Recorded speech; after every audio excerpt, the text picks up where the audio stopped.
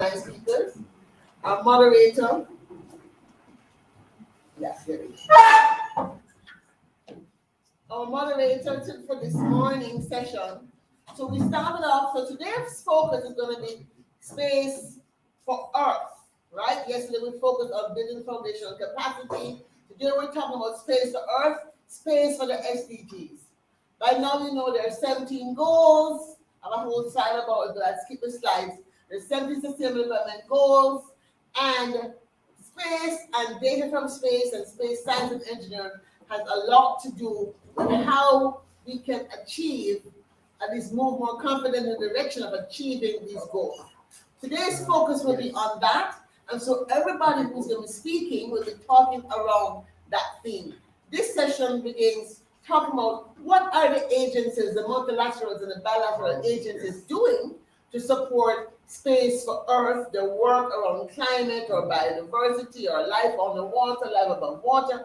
And to moderate, we have Ungana Fale, who is the chair of the NSBE, which is National Society for Black Engineers Aerospace Special Interest Group.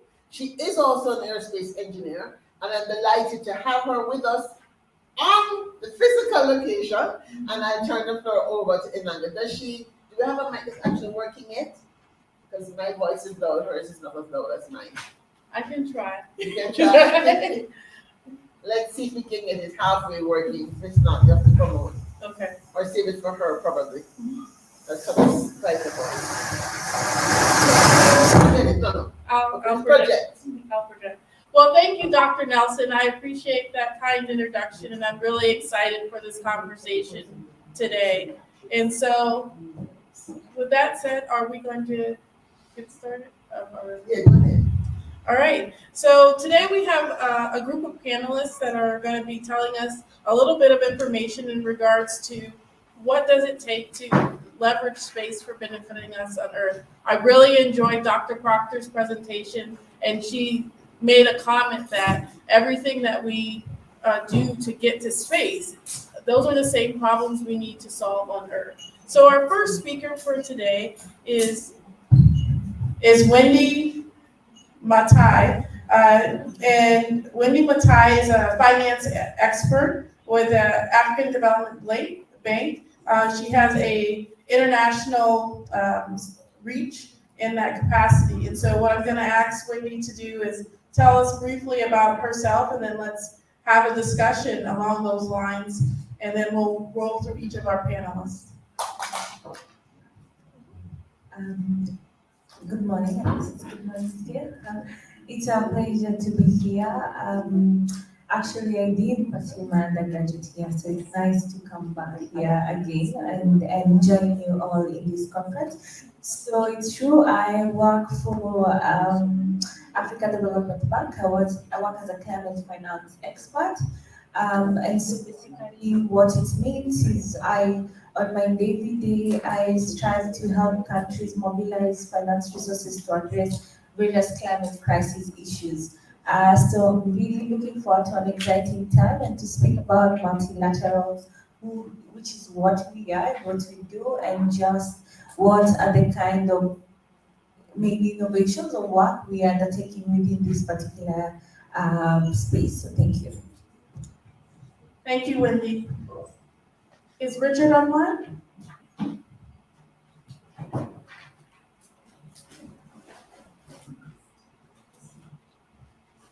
Hello, Richard. Yes, so Richard is CEO of EuroCat. Sorry if I mispronounced that. Could you give us a brief introduction of yourself, and then? Actually, I'm the head of politics of EuroCat. Hi, everybody. I'm a doctor of political science. When I was very young, I also wanted to be an astronaut. But if you study politics, then that's already reducing your chances a lot. And in fact, I'm somebody who only got my driving license when I was 38 years old. So there was no way I was ever going to be a pilot either. But I've been working over the last 12 years on environmental policy, in fact, including an 8-month stint there in Nairobi at the United Nations Environment Program. working in close collaboration with the global environment monitoring systems there. So I've been looking at this subject always from the social political side, and thank you very much for having me, and I look forward to being able to talk.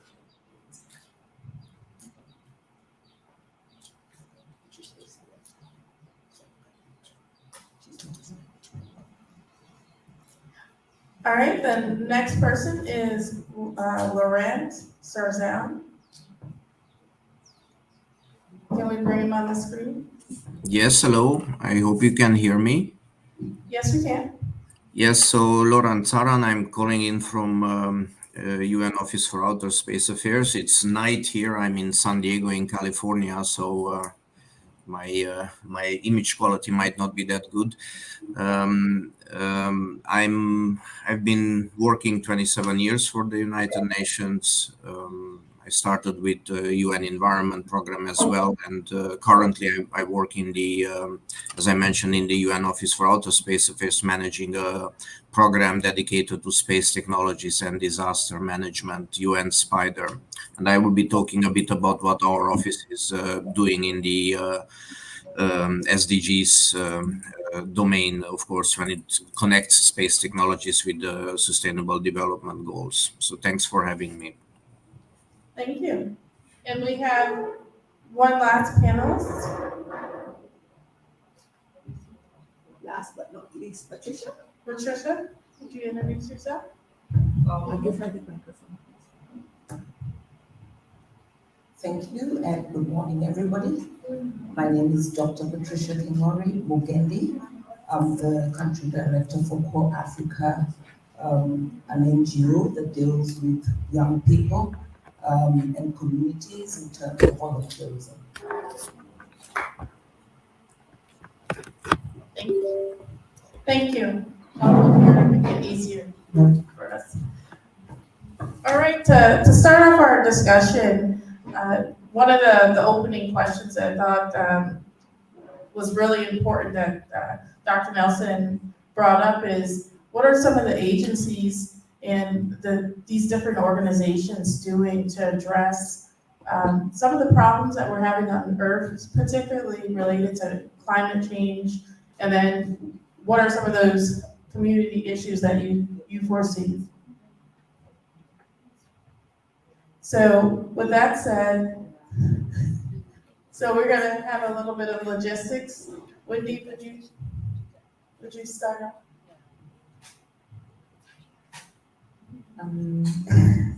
So thank you so much. Don't worry, Dr. Patricia leaves. She's in the next panel actually. So she just does a bit of Oh, yeah. Okay, so in the space of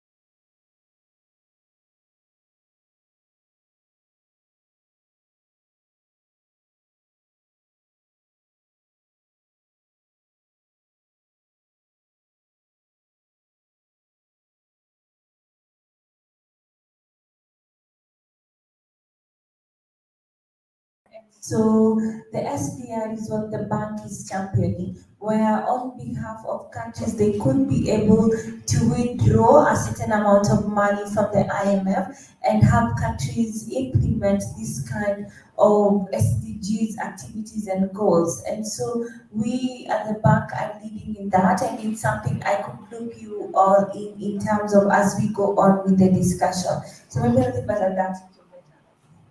Thank you for that highlight, Wendy, and it's really important to understand financially how we're setting ourselves up to support this area. And that leads me to the next question. So understanding the financial infrastructure, looking at how you're strategically setting up different divisions in your organization, and also leaning a little bit on new technology and AI, leads me to really come back to Richard, because Richard, you highlighted one of the major things that you focus on is environment and policy. So we understand a little bit of what's happening financially. Richard, can you elaborate how you're tackling this same problem from an environmental policy standpoint? Sure. I mean, I think that Sean Proctor very rightly was describing the point that one requires creativity and responsibility, determination and inspiration. And I think that from a political perspective, we need all of that in order to search for peace and security. And peace, security, for example, in the case of Africa, will only come about if there exists sustainability. So therefore, I am very much a supporter of space exploration, and I'm very much a supporter, for example, of Earth observation, always when it is at the service of humanity on this planet. And I think that the question of Pan-African ambitions, and there was a video at the beginning of the conference, just before the conference began, which was talking about African youth and Pan-African ambitions. I think that can only be based on education, health for all, and technology. And I think that from a socio-political perspective, I think that the space program, the international space program, which is a magnificent example of, shall we say, science diplomacy, because it always requires collaboration across the broad international scale, is required if we're going to achieve the Sustainable Development Goals of the United Nations. As I said before, I've worked very closely on science diplomacy for the European Commission, and also I've worked very closely with regards to environmental monitoring and also to world water quality for the United Nations there in Nairobi, where I'll be returning again in September. I think that, for example, the question of Earth observation is extremely important. I think that space agencies and stakeholders must work together to co-develop a new generation of better, cheaper, and faster satellite-based water services, because water is life. And I believe that the future of water has a lot to do with what can be observed and the information and the data that can be generated from space. Obviously, there's no need for me to explain here why water is so essential to human life. It's obvious. But satellites can help. Earth observation data collected from satellites can change the way that we perceive inland waters and oceans. The European Union's Earth observation program, Copernicus, is already radically transforming the assessment of inland and coastal water bodies. And one of the most important things as well is that that's related as well to free access satellite data, which is available, so that we can move towards achieving the 17 Sustainable Development Goals. I do not believe we will achieve that by 2030. I do not believe we will even achieve that by 2050. But that is not a reason for us not to work towards them before the end of this century. Satellites are able to estimate the amount of water available for drinking and food production. They can characterize water quality. They can monitor harmful algal blooms. and they can improve the understanding of the journey of pollutants, including plastics, shall we say, in source to sea, from their origin inland straight directly to the ocean. I think that there has been a call. Thank you, Richard. Sorry. Oh no, I was just saying, Richard, that your conversation was just really sparking a couple of ideas in terms of what we need to focus on when it comes to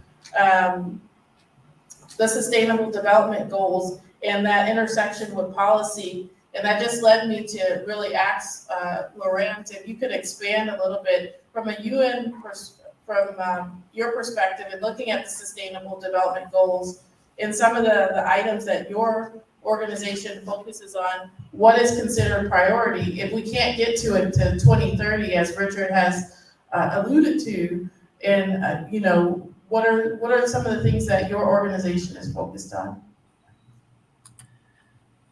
Yes, thanks. I think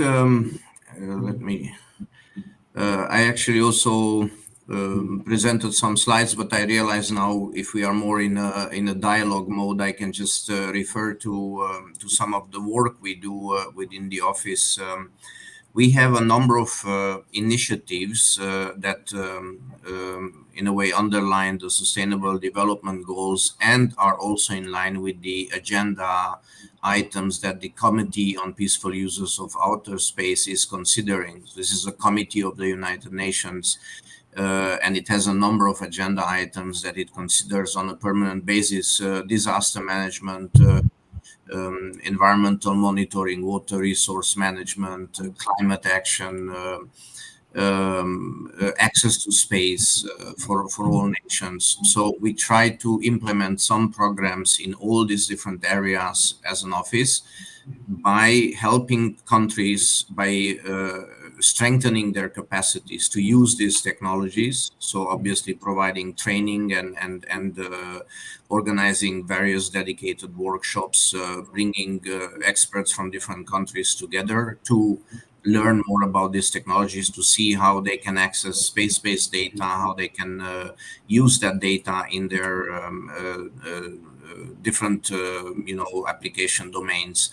For example, since you're in Nairobi, a few years ago in 2018, through a program that our office is managing, the Access to Space for All initiative, the University of Nairobi launched the first satellite of Kenya through the International Space Station. So that was a program facilitated by our office.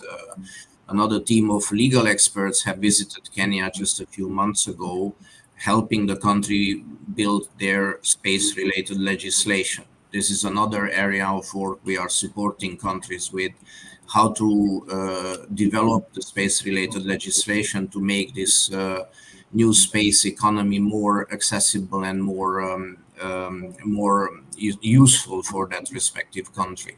So we implement these different programs. We have a Space for Climate Action initiative. We have a Space for Water initiative. You can easily find these, and I will put in a chat also a link where all these different initiatives are listed on our website, on the UNOOSA website. And ultimately, it's about building capacity and facilitating the access of countries to these technologies. Again, I can talk a lot about the different projects, but feel free to reach out to me and also, of course, look for more information on the links that I will be providing. So I think I leave it at that, but happy to, of course, dive in more details if you need. Thank you. Thank you, Laurent. That's very helpful. One of the things that I captured in there when you were talking was really looking at, there's a little bit of capacity planning and building in there. And so and I would be very interested in each of the panelists touching on this, is how do you foresee your organizations working together, or organizations like yours, when it comes to building out having a systems approach from a financial policy and really setting up strategically what should be the processes and policies that we follow? Yeah, and I have to say, of course, that after 27 years in the UN system, I'm still often frustrated by the small, financial resources that we have access to in trying to build this capacity. I think space in general, space technology, Earth observation, geospatial, all these are seen as a bit too technical, maybe for many, and On the back, and very difficult to. rinking out. Can you hear me?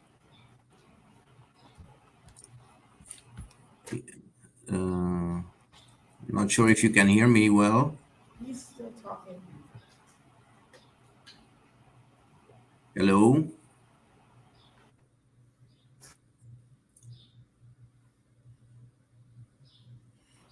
I think. Can you hear me well? Because I think there was an interruption.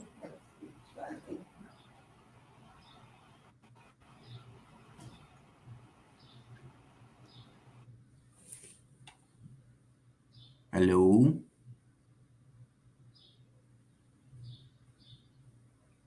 I can hear you, Laurent, but Yeah, I I don't, think. I but I think don't think they can. exactly. I think the online connection works, but there's a Yeah, connectivity problem there in the room. Yes. Ah, okay. I think those who are online can hear us, but I think so. um, the room cannot. So that's why I don't want to continue. Yeah, they exited now, so they probably have to reconnect. I think so. Yeah. So even connectivity is still an issue, obviously, Obviously, yes. despite all the efforts and fiber optics and everything.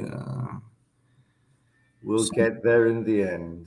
yes, Oh, yes, we've said that 20 years ago. Yeah. yeah. Yeah. Welcome to my life. Yeah. In fact, I was when I worked with UNEP in '97, we installed a big satellite dish. If you were there in Nairobi, you'd probably know that big satellite dish back in the Gigiri campus. And Yeah, that's because that's where I was working in the Gigiri campus. Yeah, yeah, we, yeah. we, I've we seen. installed that dish in '97 to provide internet connectivity to the campus and to the Ministry of Environment Oh, in that's cool. yeah. I But got frustrated there working in Gigiri though. I can imagine. Yeah. It's a good experience, but Yeah, I see in the comments the 4G is there. Obviously, I mean it's yeah. a lot better than when we started 20 something years ago. But Actually, funny enough, I found that when I was living in Nairobi this last year, that actually internet was really good. In fact, it was better than here in Spain. yeah, often it is, but it's that last mile because obviously the Yeah, fiber is there, the cable come in, yeah, but sometimes that last mile connecting the different users is what needs maybe a bit more investment in maybe expanding the fiber networks within the cities and for sure, definitely. improving maybe the wiring and other things. Yeah. Ah, I think they are back. Mhm. Hello. It's a good rehearsal for space. This is good rehearsal for our space ambitions. We're disconnected from people on the moon. You guys are on the moon as far as we're concerned. Okay, Yes. go ahead.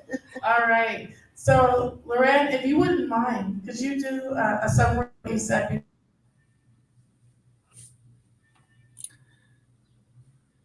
Yes, I'm hoping you can hear me because I lost you a bit for. Uh, can you hear me now? I think they've gone offline again. It's your fault, Laura. There's something about. Although I'm sitting in California and I'm not doing anything, so.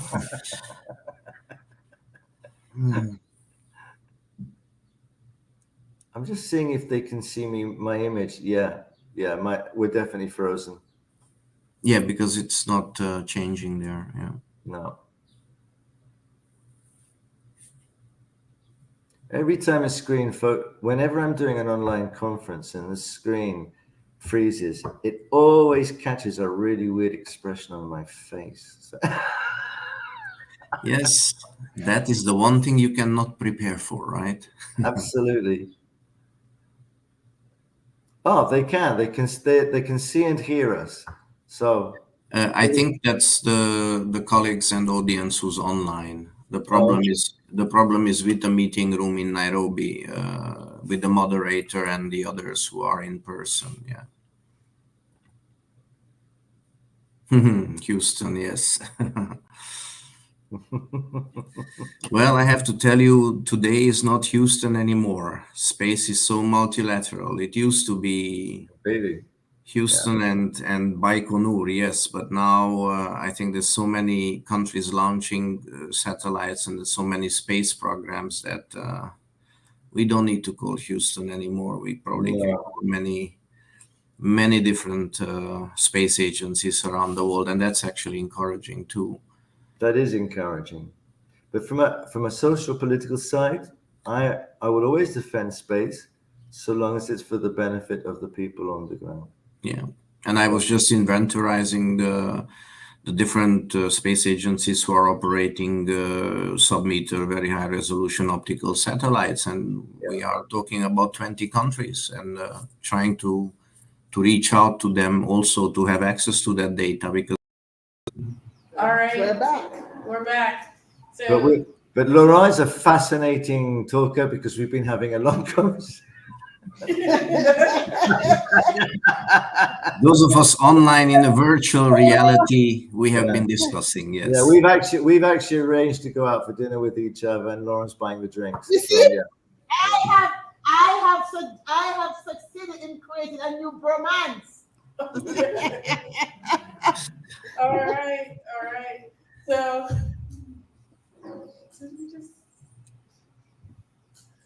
all right. So can you guys hear me? Just making sure. Okay, awesome. So while you guys are all having a conversation, we dabbled in the conversation as our tech got updated in here. And Winnie gave a really brief overview of systems thinking in its intersection with the financial industry and how that's impacting aerospace. And really looking at how we're taking that systems approach from a financial perspective to driving how we approach this new segment. So just pushing that question to both of you, when you look at it from a policy standpoint, look at it from tackling the SDGs, what conversations are you having in your circles when it comes to this systems approach to solving this problem? From the social political side, from my side, there are two parts. So first of all, there's the part that okay, we can have vital free access information as a result as the result of programs such as, for example, Copernicus, etc. So that is on the positive side. It's not negative, but on the other side, from the social political side, a lot of people ask me, okay, if we're going to be investing in this, then we must ensure that data results in tangible action on the ground. When I was, for example, I was just explaining now to Laurent that when I was in Nairobi, I spent quite a lot of time working in the areas of Kibera, for example, and Korogocho, there in Nairobi. So I want to be able to see that data that we reap from space that is necessary can be applied to communities such as those. So that, for example, what is perceived by the world's population in general as something which is extremely elitist, the capacity to go into space or to work with satellites or what have you, is seen as being working for the common good. Because that's the only way. If there's public awareness, then there's public interest, and then there's public and social consensus. And that is absolutely essential, not only for the future of space programs, but it is absolutely essential as well for society in general. There has to be a consensus and there has to be an understanding. And then we can use space. I mean, for example, Laurent was saying to me now that, of course, these days somebody mentioned Houston, and it's not Houston because there are agencies all over, space agencies all around the world. That is and must be an example of science diplomacy, where different people, different regions, very often in conflict for other reasons, come together to solve common basic problems, such as, for example, water, such as, for example, climate change, such as, for example, energy and food, that they come together, and that space is probably the most obvious example of science diplomacy. I mean, the International Space Station itself is one of the most, perhaps the principal demonstration of that, as opposed to the space race in the 60s.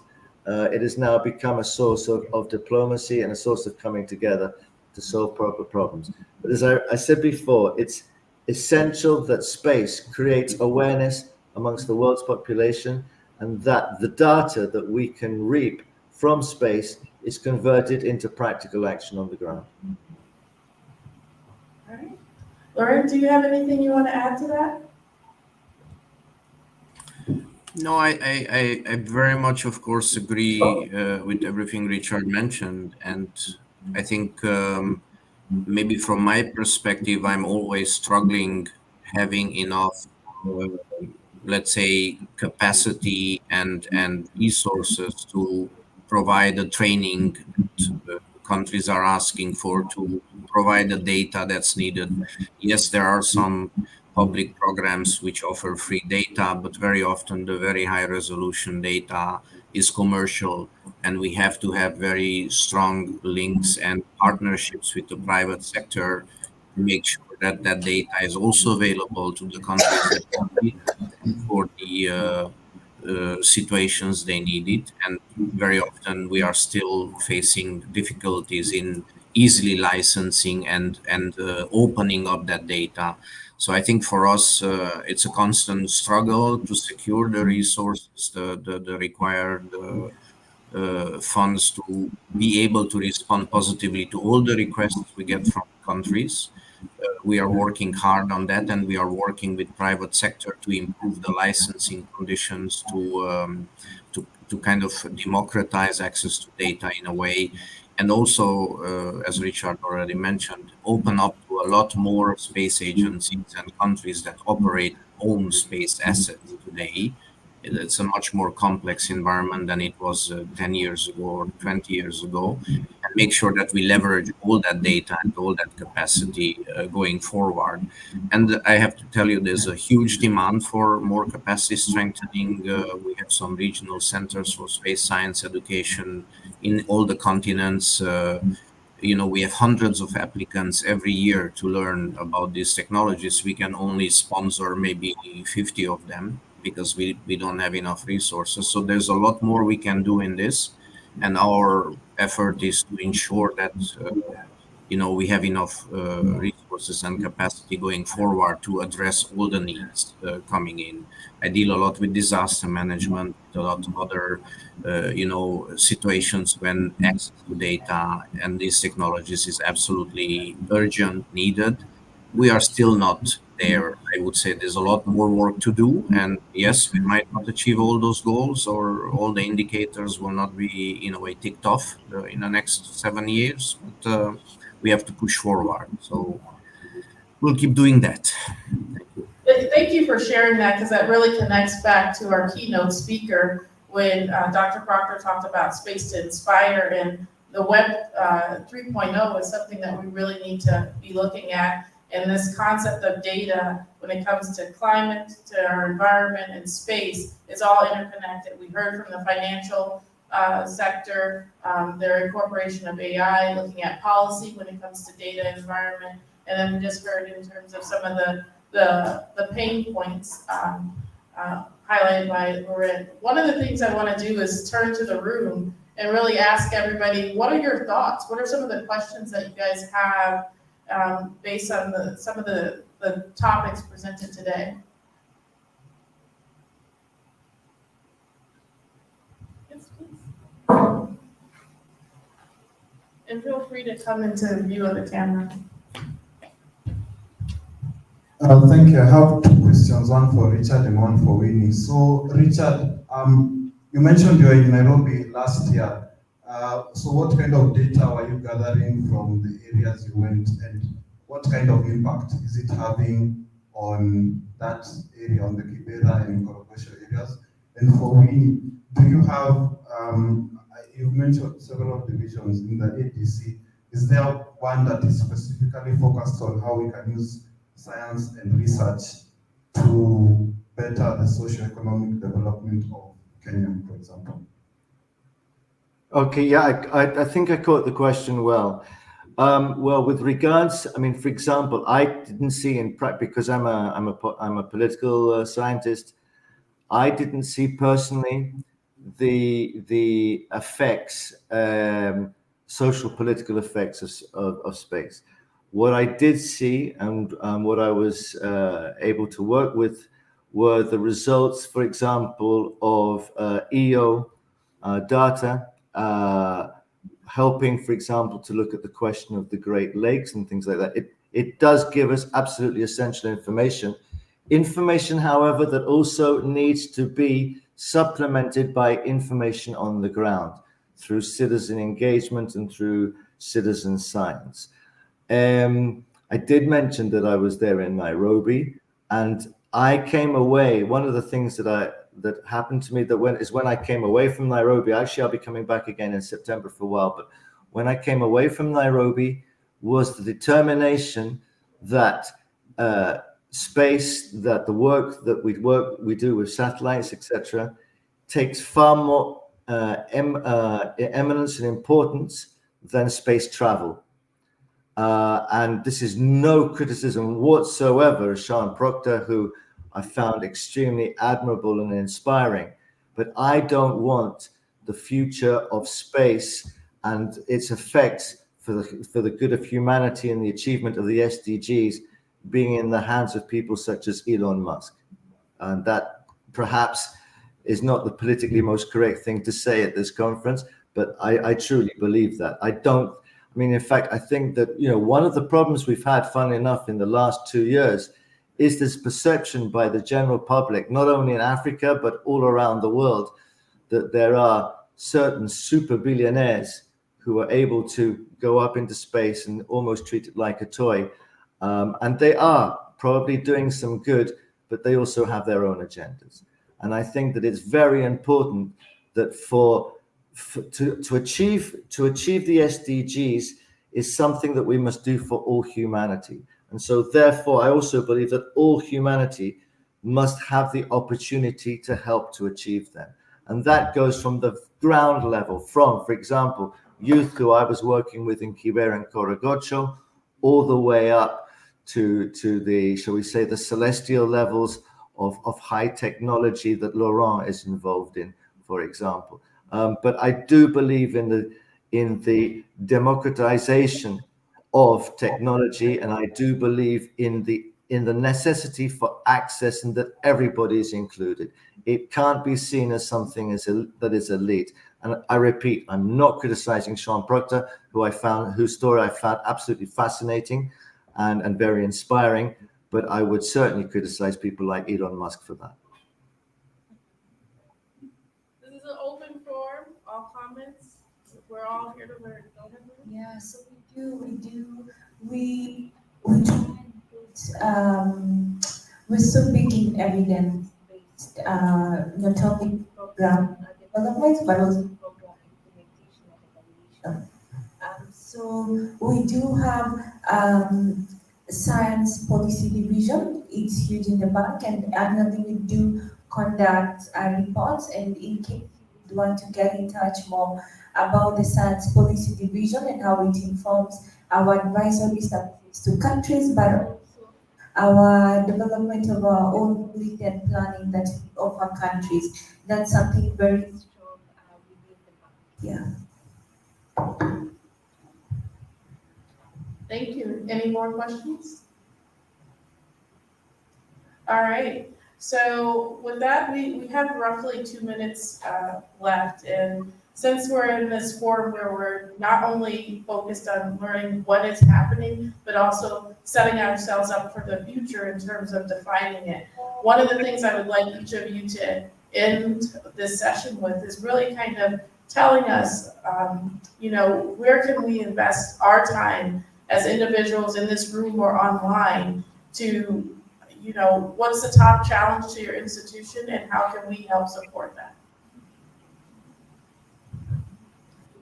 I have mentioned to Dr. Claire, so we are developing AI division, and it's like an evolving process that no one has a clear way of how it should look like. So that could be one of the biggest we as experts, and we struggle. And every year we do a call out for AIs, and I always see it in our website. People, engineers who are good in issues, and I think it's one of the really technical areas that you don't find easily who are experts. So that could be one thing, as you spoke to Dr. Claire, that you will be going forward to see how much this particular space and all of this conference could be like an engagement. So, Thank you, Wendy. Richard? Yeah, I'm sorry. Can you repeat the question again? Because it kind of cut out when you were asking the question. Sorry. Oh, no problem. I was saying as we end this session, one of the things that we want to do is continue to set us up for the future. So looking at your institution and some of the challenges that you're working on, as all of us in the room and online, what's that one thing you would tell everybody to lean forward and to work on to help move the needle forward? Yeah, there's two things. I believe that everyone has the right to be aware. I think that awareness creates interest creates concern creates a desire to become engaged, and that engagement can guarantee the social but also the political continuity, so that programs such as, for example, which require great investment, such as those, for example, related to space, can be fully supported by everybody. As I said before, SDGs, for example, are for humanity, but all of humanity has the right to participate in the achievement of those SDGs. And you can only do that through social and political consensus, and you can only do that by involving everybody. Thank you, Richard. Lorianne? Yeah, I think I pasted in the link to our different SDG related space resources in the chat. I just invite everybody to take a look, see what's out there. There's a lot of good examples of how these technologies are used, what you can do. Feel free to reach out to us. I think it's important to always consult. We are the experts on space technologies. It doesn't hurt to check in with us, to ask before some new project or program is established. Very often is that lack of communication and exchange of information that leads to duplication, to waste of resources. Also, any financial institutions, others who want to kind of fund capacity development in this domain, reach out. It doesn't hurt to consult with us. We might propose some ideas, make some suggestions, because we know the market, we know the environment, and let's work together. I think that's the most important. Very often we work in silos and then the results are too sad and well known. So all I can say is, you know how to find us, contact us. And at most, we give you some advice. You can take it or leave it, but let's try and work together. And you can find a lot online in what's already possible. Thank you.